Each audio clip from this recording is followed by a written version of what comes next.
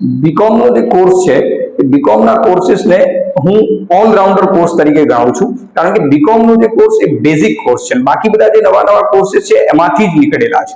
BCom નો course એ વાણિજ્યને લગતો course છે અને વાણિજ્યને લગતા જુદા જુદા પ્રવાહો જેમ કે મેનેજમેન્ટનો કોર્સ કે કમ્પ્યુટરનો કોર્સ કે બીજા બીવોકના કોર્સ એ બધા એમાંથી જ નીકળેલી શાખાઓ છે. એટલે બીકોમ ને હું ઓલરાઉન્ડર કોર્સ તરીકે એટલા માટે કહું છું કે બીકોમમાં ભણવાના આવતા જે સબ્જેક્ટ છે એમાં માત્ર અકાઉન્ટન્સી ભણવામાં આવે છે એવું એક મિથ છે અથવા તો એવી એક માન્યતા છે, પણ એવું નથી. બીકોમ ની અંદર ઘણા બધા સબ્જેક્ટ તમે એક સાથે ભણો છો ને એટલા માટે જેને ઓલરાઉન્ડર સબ્જેક્ટ તરીકે આપણે ઓળખીએ છીએ, કારણ કે માત્ર એક સબ્જેક્ટ ઉપર ફોકસ નથી. બીકોમ ની અંદર બીકોમ કોર્સ ની અંદર તમે ઇકોનોમિક્સ ભણો છો, સ્ટેટિસ્ટિક્સ ભણો છો, મેનેજમેન્ટ ભણો છો, લો ભણો છો, ઓડિટિંગ ભણો છો, સેક્રેટરીયલ પ્રેક્ટિસ ભણો છો, ટેક્સેશન ભણો છો.